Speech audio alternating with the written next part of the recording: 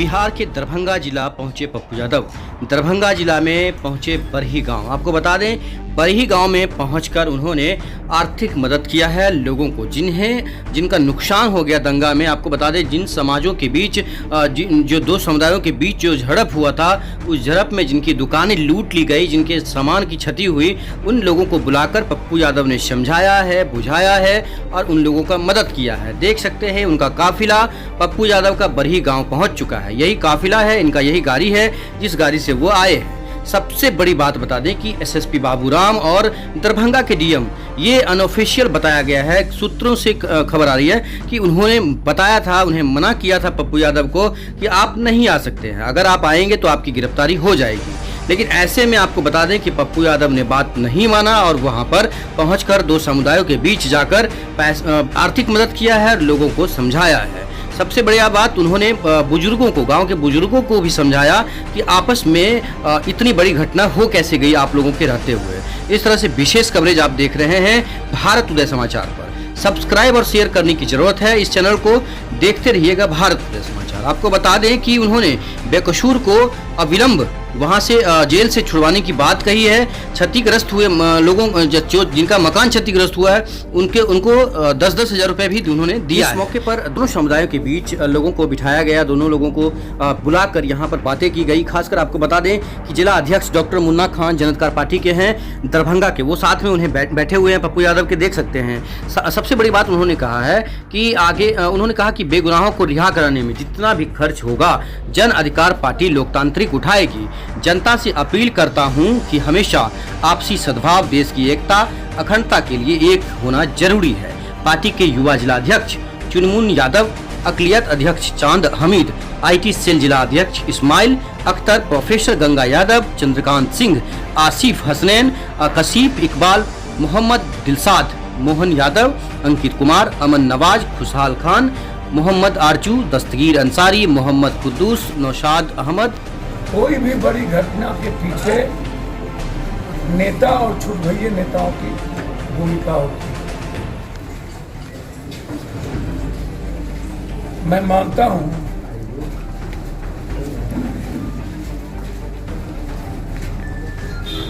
कि जहां एक तरफ पूरा का पूरा बिहार अपराध की चंगुल, अशोक पंडित, सिकंदर राम, विष्णु राय, डॉक्टर वारिस, इरशाद, मास्टर फयाज अहमद सभी इस जगह पर मौजूद हैं।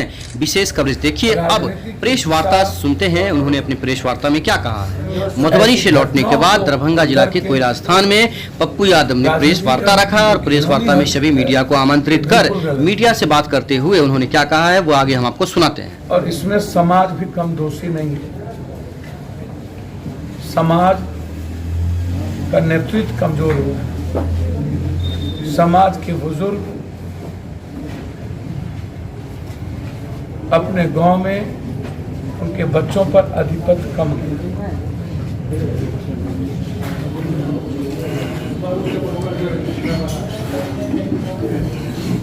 क्योटी की घटना जो लगातार बाद में चलती रही, जिसमें बाहर की भूमिका भी कम नहीं रही, बाहर के छुटभइये पिछोड़े लोगों की भी भूमिका रही। घटना में दोनों पक्ष के जो लोग हैं उस पर कार्रवाई सख्त हो, लेकिन निर्दोषों पर कार्रवाई हो। उस घटना के बाद लगातार निर्दोषों को तंग किया जा रहा है।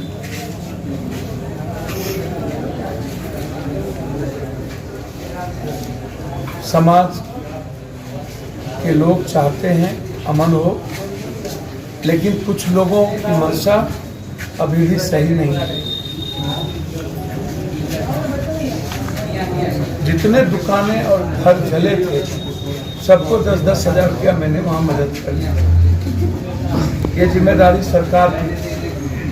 एलिवेस्टर टूटा, उस परिवार को भी 5,000 रुपया देना।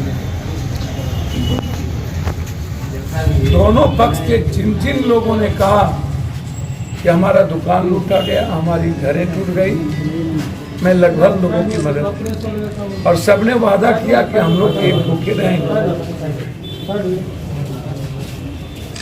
समय रहते शासन यदि गंभीर हो गया होता तो घटना नहीं बढ़ती।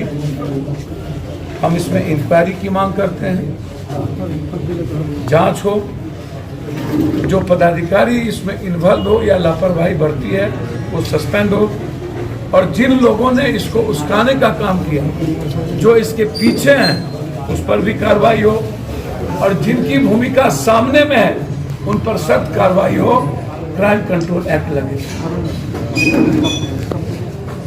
जितनी मदद होगी उस गांव की हम करेंगे, कोई कमी नहीं बाकी रखेंगे। डीजी से मिलेंगे, एसआईटी जांच इस घटना की चाहेंगे कि ये घटना दोबारा जो हुई वो किन कारणों से हुई।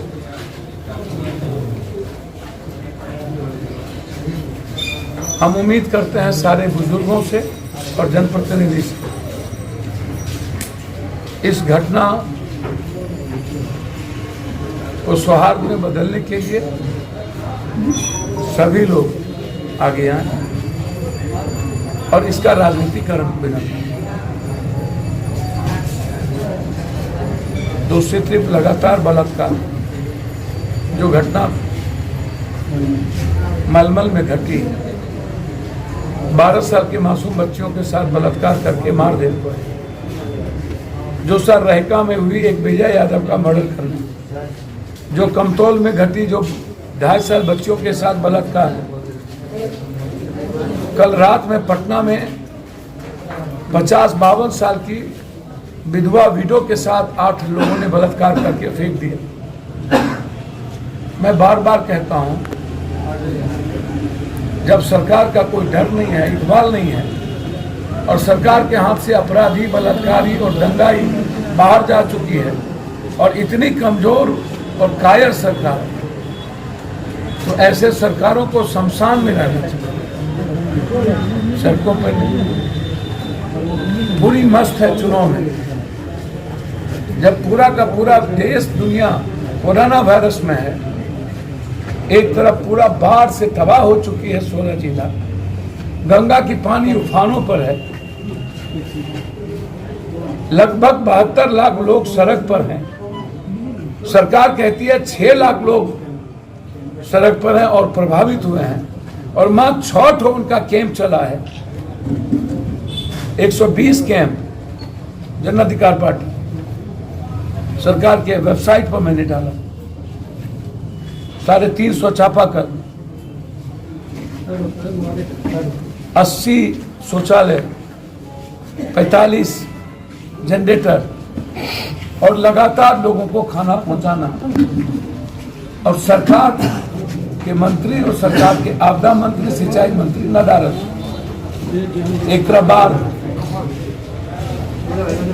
और सरकार का आवास,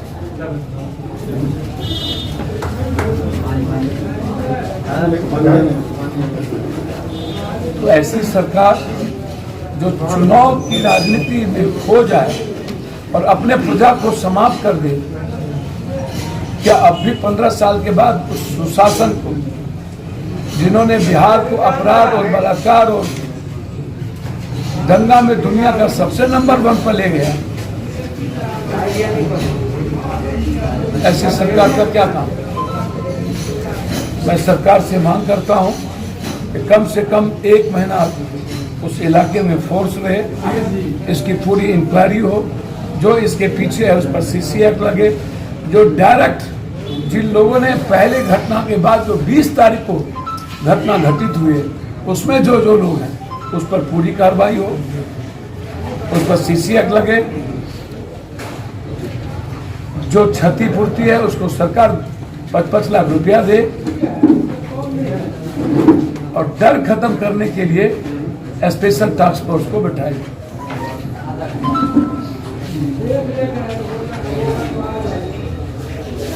इस बलात्कार के घटना में मैं सिर्फ इतना कहूंगा कि एसपीडी ट्रायल हो, शासन और प्रशासन बिल्कुल रूप से निगलेंसी बरते। जब पप्पू यादव के बारे में पता चला तब रात में एक आदमी को गिरफ्तार किया, और जिसके घर में मर्डर हुआ उसको पकड़ के दिया गया, दारू पिए हुए थे, थाना प्रभारी ने उसको छोड़ दिया।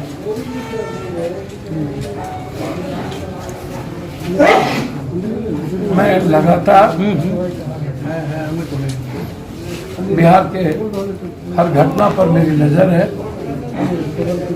लोगों के किसी भी परिवार को मैं आंसू नहीं बहने दूंगा, मदद में पीछे नहीं हटूंगा और आम लोगों को परेशान होने नहीं दूंगा किसी भी तरह। मैं चाहूँगा जितने आम लोगों को ज़बरदस्ती परेशान किया गया है उसका सरकार केस विड्रॉ ले। जो लोग कंप्लीट रूप से इस घटना में हैं उस पर क्वेरी किया जाए। इंस्पेक्टर और एसआई की संदिग्ध भूमिका की भी जांच हो। कल से पप्पू यादव को रोकने के लिए इतनी ताकत लगाई गई, पूरी फोर्स लगा दी गई। जब मैं जीत पर अड़ गया कि आप गिरफ्तार कर लो, तब स्कूल में घेर दिया गया, लोगों के बीच जाने से रोका गया।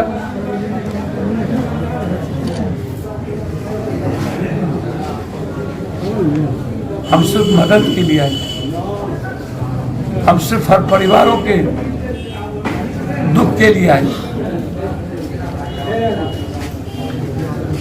और हम युवाओं से अपील करेंगे 4 महीने में आपके जेब में 50 रुपया भी नहीं बचेगा। आज 100 रुपया नहीं है, लेकिन आप जात पात और दंगा करने में भूमिका आगे रहती है। प्लीज बचा लीजिए इस बिहार। जितने मजदूर आए थे लगभग 40% अपने बच्चे और परिवार को भूख को देकर फिर वापस चले और ये शासन एक बार कुछ नहीं बोल सकता। अभी तक बाढ़ क्षेत्र घोषित नहीं हुई। तो कल हम तेजी से मिलेंगे और इस घटना को गंभीरता से लेंगे, बलात्कार की घटना गंभीरता से लेंगे और मैं उम्मीद करता हूँ, मैं एक बात कह के जाता हूँ, जिस दिन जनता ने सहयोग कर दिया, मेरा सबसे पहला कानून होगा बिहार में। आते विधानसभा बुला के बिहार सरकार या किसी भी राज्य को उस आर्टिकल के तहत कानून बनाने का पूरा प्रावधान कि जो व्यक्ति समाज, इंसान, राज्य के हित में उदंड है या वो समाज को तोड़ना चाहता है, किसी दंगा में, किसी जातीय उन्माद में, किसी बैकवर्ड फॉरवर्ड में, किसी इशू में इन्वॉल्व, किसी अपराध और बलात्कार में इन्वॉल्व और सीसीटीवी कैमरा में वो कैद है, मैं आते ही 1.5 महीने के अंदर मैंडेटरी कर दूंगा पूरे बाजार में सीसीटीवी कैमरा, हर 2 पोल के बाद सीसीटीवी कैमरा। और जो लोग भी ऐसे पत्थर फेंकते हैं पर पटना में उसकी सारी सरकारी सुविधा हम छीन लेंगे। नो बिजली, नो पानी, नो वोटर लिस्ट में नाम और ना ही पंचायती राज के किसी में हिस्से नहीं ले पाए। मौत से बदतर लाइफ बना देंगे हम उसकी, जो सिर्फ अपनी राजनीति, रसूख और अपनी दुकानदारी चलाने के लिए ऐसी चीजों को करता है और करवाता है। यह कानून मेरा सबसे पहले बिहार में होगा। अब देखेंगे कि कौन दंगा और कौन जातीय उन्माद पैदा करता है। ये मेरे लिए अग्नि परीक्षा है। इसलिए मेरा अपील है सबसे कि आज जौहरी बिहार में जो लोकसभा का चुनाव है रात, उसको आप कहते हो नहीं कराएंगे। तीसरी तरफ बिहार सरकार बाय इलेक्शन पैक्स का, मुखिया का, उप प्रमुख का जो चुनाव है पंचायत समिति का, वो करवाने के लिए फरमान जारी कर दिया। एक तरफ आप कहते हो कि 1000 बूथ पर होगा, ग्लव्स होंगे, और तीसरी तरफ बिहार सरकार बिना सोचे समझे लागू कर देती। जब इसी बिहार में लोकसभा का चुनाव आपने नहीं कराया, एमएलसी का चुनाव नहीं कराया, तो आप पैक्स का और अन्य चुनाव कैसे करा सकते हो? बिल्कुल गलत। दूसरा जो सबसे बड़ी बात है, सरकार जब कोविड आया तो सरकार ने एक लॉ लाया, कोरोना वायरस में कानून, कैबिनेट कानून बनाया कि सोशल डिस्टेंस और कोरोना वायरस के तरफ पे आप लॉकडाउन रहे। जब आप एक कानून पहले ला चुके हो लॉकडाउन का, सोशल डिस्टेंस का, जब तक कोविड के कानून को ये विड्रॉ नहीं करता है तब तक चुनाव नहीं हो सकता। चुनाव कराने के पहले उनको कोविड के कानून को वापस करना पड़ा। क्या भारत में जो महामारी है वो खत्म हो गई? क्या कोविड का जो कानून आप लाए हो, कोरोना वायरस का लॉकडाउन जब चल रहा है और जांच की प्रक्रिया लगातार जारी है और 21 डॉक्टर बिहार में सिविल सर्जन के साथ मर चुके हैं और आप पहले ही कई चुनाव को रद्द कर चुके हैं, तो फिर बिहार चुनाव किसके दबाव पर चुनाव आयोग कराना चाहता है? जब 60 से 70% लोग के पास इंटरनेट सही ढंग से गांव में नहीं है, बिजली नहीं है, जब वर्चुअल और डिजिटल रैली में कुछ सुनेंगे नहीं, 60% लोग डर से लाइन में आएंगे नहीं, जब आप और भी बूथ बनाने की बात कर रहे हो तो उसके लिए भी समय चाहिए। आनंद फानंद में बिना लोगों का बूथ कहीं बना दोगे तो लोगों के लिए दिक्कत होगी। एक ही 1000 बूथ पर लोग रहेंगे सोशल डिस्टेंस के तहत, तो वो रात बच जाएगी चुनाव के लिए। और ग्राफ्स की बात करते हो तो ये गरीबों को वोट से वंचित क्यों कर रहे हो? कॉमन मैन जो डरी हुई है उसको वोट से वंचित क्यों कर रहे हो? जनतंत्र को रोक के साथ मजाक और लोकतंत्र के लिए खतरा है ये चुनाव। इसके लिए सुप्रीम कोर्ट में अपील की गई है। मैं उम्मीद करता हूं सुप्रीम कोर्ट इसमें इंटरवेन करेंगे और इस चुनाव को तत्काल रोकेंगे। किसके दबाव में चुनाव आयोग जो है समझ पा रहा है? सर सब कुछ आप जानते हैं। जो बैक दरवाजे से और जिसका उतावलापन है, बिहार कोरोना वायरस, बाढ़, अपराध, मर्डर, उन्माद से परेशान है, मजदूर परेशान है, उसकी गहरी चिंता इन नेताओं को नहीं है। राष्ट्रपति शासन में नीतीश बाबू सड़कों पर नहीं जाना चाहिए इस बार। और ये दोनों आदमी सत्ता पक्ष और विपक्ष जो एक दूसरे को गाली गलौज में लगे हुए हैं, घर से नहीं निकले, बाढ़ में एक बार भी किसी की मदद तक नहीं किया, कोरोना वायरस में घर से नहीं निकले और सब पॉजिटिव हो गया। पप्पू यादव को छोड़, हम 70 लाख लोगों से मिले तो हम पॉजिटिव नहीं हुए। ये घर में ऐसे में सोए रहे तो पॉजिटिव हो गए। यह जो परिस्थितियां हैं, हमारी चिंता को गरीब और आम आदमी के रोजगार को लेके है, हमारी चिंता उसके जेब को लेके है, हमारी चिंता मजदूरों के रोजगार को लेके है, हमारी चिंता चुनाव को लेके नहीं है। लेकिन ये बेईमान नेताओं की चिंता जो जात पात, हिंदू मुसलमान बैकवर्ड फॉरवर्ड करके राजनीति करता है, इस्तेमाल करता है हमारी भोली भाली जनता को मूर्ख बना के, जिसके जेब में 100 रुपया नहीं है, हाथ में पत्थर देके वो चलाता है और अच्छे लोग कभी पत्थर नहीं लेते। ये मेरी चिंता है, सबसे गहरी चिंता। सर, इतनी सारी समस्याओं के बीच में इन सारी जितनी समस्याएं आपने की, इसमें यहाँ की जनता कितनी जिम्मेदार? नेता तो जिम्मेदार है, जनता के लोग जिम्मेदार हैं। प्रबुद्ध लोग जो 40 साल पहले समाज पर उनका एकाधिपत्य होता था, उनके लोग बात मानते थे।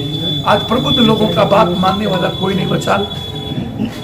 और जिस तरीके से कुछ लोग गलत तरीके से मोबाइल पर गलत अफवाह फैला देते हैं और जिसका नतीजा होता है कि घटना को बढ़ावा मिल जाती है, ऐसे लोगों की इंक्वायरी हो। जिन जिन लोगों ने मोबाइल का यूज करके ऐसी घटना को अफवाह फैलाया, उस पर एक्ट लगा के जेल में बंद कर। 30 साल मोदी, गोदी, लालू, भालू, नीतीश सब कर लिए, अब एक बार चार्ज छोड़ दीजिए और 3 साल की इतिहास बदलने की तैयारी करें। ये मैं अपील करूं।